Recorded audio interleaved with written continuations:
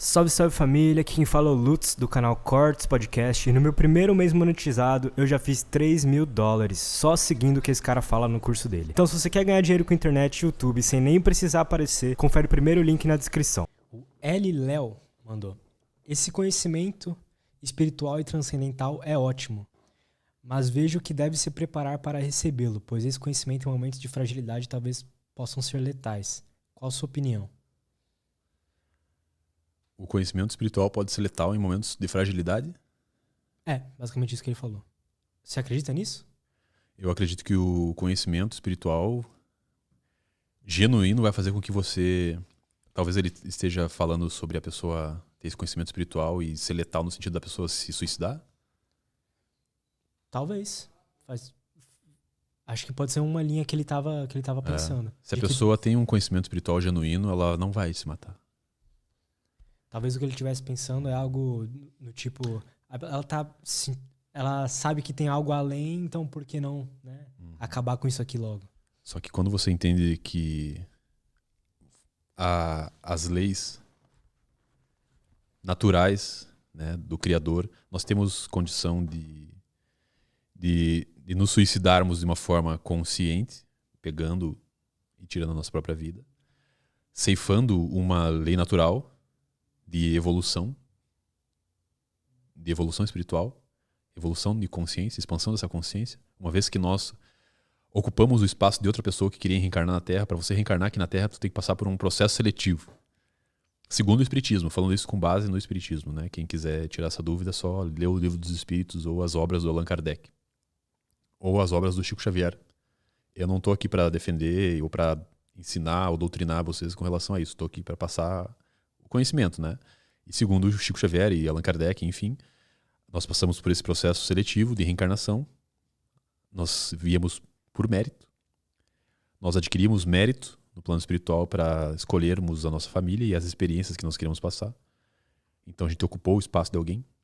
E quando a gente sucumbe, a nossa penitência é maior. Aí dentro também do Espiritismo eles falam sobre os mundos errantes. São planetas ou são até mesmo buracos negros, servem como um ambiente para um espírito errante ficar lá por um período, como um reformatório para a consciência dele. Então ele vai ficar lá nesse planeta errante, ele se torna um espírito errante e vai ficar ali até se regenerar a consciência, entendendo que é importante ele passar por um processo reencarnatório. Aí ele vai passar pelas situações. O Espiritismo fala do umbral. O umbral nada mais é do que uma esfera, um universo criado pela psique humana, com base na culpa, na raiva, no medo. E essa esfera, se eu começar a sentir medo, raiva, ódio, essas coisas, eu vou acessar esse umbral, esse inferno. Então o inferno nada mais é do que um estado da mente. E quando você tira a tua vida aqui na Terra, logo depois que você morre, você já está se sentindo culpado. Porque você percebe que não acabou. Você está sendo a mesma pessoa, com a mesma consciência. Se eu tirasse minha vida aqui agora, na frente das câmeras, eu ia estar aqui ainda, com a consciência toda que eu tenho. E pensando, puta, olha a merda que eu fiz, não tem como eu voltar pro corpo. Eu precisava dessa experiência. Aí eu vou ficar num sentimento de culpa. Aí eu vou vibrar. Recomendo até o filme Nosso Lar, né, que é baseado na obra do Chico Xavier, que explica bem, de forma interessante, como que é essa questão do umbral, do perdão. É o filme da história dele ou não? É o filme da história do André Luiz, que é um pseudônimo de um médico brasileiro que era cético, ateu, né, e foi um suicida inconsciente, ou seja, os maus hábitos dele ceifaram a vida dele antes da hora. Entendi. Tipo, cigarro. Isso. Saquei. E aí ele morreu e aí foi pro umbral. E aí passa toda a história ali explicando. Ah, legal. De uma forma, não é romantizada. Tem uns pontos ali, mas é bem elucidativa, explicativa, né? Então eu acredito que, respondendo de forma mais direta ali, o conhecimento espiritual genuíno faz com que você perceba a responsabilidade que você tem de estar aqui e vai fazer com que você tenha ferramentas até para lidar com os desafios, para lidar com as adversidades que vão surgindo, vão te trazer mais compreensão entendimento, eu poderia, se não tivesse conhecimento, se não tivesse desenvolvido esse conhecimento espiritual, batido na porta, eu bati na porta e ela se abriu para mim. Batei e abrir-se-vos-á. Eu bati na porta, ela se abriu, o conhecimento veio até mim, eu recebi, estou recebendo e vou passar 1 milhão de anos recebendo, não tem como a gente chegar no fim, né? Então, se eu não tivesse esse conhecimento, eu teria sucumbido lá dos meus momentos de adversidade. Nos momentos de tristeza profunda e de raiva profunda, eu teria feito uma bobagem. E não fiz por quê? Porque eu sabia da consequência. Ou pelo menos eu estava lendo ali de uma pessoa com uma autoridade que essa autoridade não cabia na minha mente, é uma autoridade que eu sentia, aquela autoridade, que eu li aquilo, eu pensei, eu não posso fazer isso, eu tenho que seguir o que essa pessoa está falando aqui, senão eu vou me fuder. E aí eu comecei a trabalhar, aí a inteligência espiritual me trouxe a condição de perdoar, de ressignificar, dar um novo significado para aquilo que aconteceu comigo, me colocando num estado de autorresponsabilidade e não de vitimismo. Uma vez que eu reencarnei, alguma coisa eu fiz no passado. Então, se eu estou vivendo essas experiências aqui, é por alguma razão. Abrindo aqui uma questão, eu descobri numa vida passada numa vida antiguíssima, que eu estuprei mulheres. E hoje, nessa vida, pessoas importantes para mim foram estupradas quando eram crianças.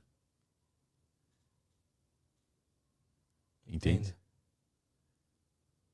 Então, esse é o ponto. A sabedoria. Você perceber as coisas. Então, a inteligência espiritual traz a sabedoria. Que é o quê? É você saber que tomate é fruta, mas você não colocar o tomate na salada de fruta. A inteligência espiritual traz essa consciência. Então isso que é a inteligência espiritual, é essa noção do que acontece contigo e por que acontece contigo, e traz a resiliência, a ressignificação, perdão, a abnegação, o perdão. Entendi. Que você não é vítima. Ninguém que caminha sobre a terra é vítima. Ninguém. Segundo o Espiritismo. Todo mundo cometeu alguma coisa e está aqui de novo para se purificar. A doença física, ela é um filtro para o espírito, né? É um catalisador da alma. A doença é um catalisador para a alma. Ela purifica a alma. E a pessoa que recebe a doença de forma amistosa, aceita, o espírito dela toma uma depuração absurda. E se ela não aceita aquilo e se vitimiza, ela está resistindo ainda. E como dizia Jung, aquilo que você resiste, persiste. Ontem eu tive uma lição disso. O cara falou assim, fecha o olho. Não pensa no elefante azul. E não tem como. Não tem como. É. O inconsciente não lê o não. Né? E outra frase de Jung que eu gosto muito é: enquanto você não se tornar consciente, o inconsciente vai ditar o teu caminho e você vai chamar isso de destino. E é onde está. O que está armazenado no inconsciente? Antes eu falei que tudo é consciência, né? Mas isso é para outra.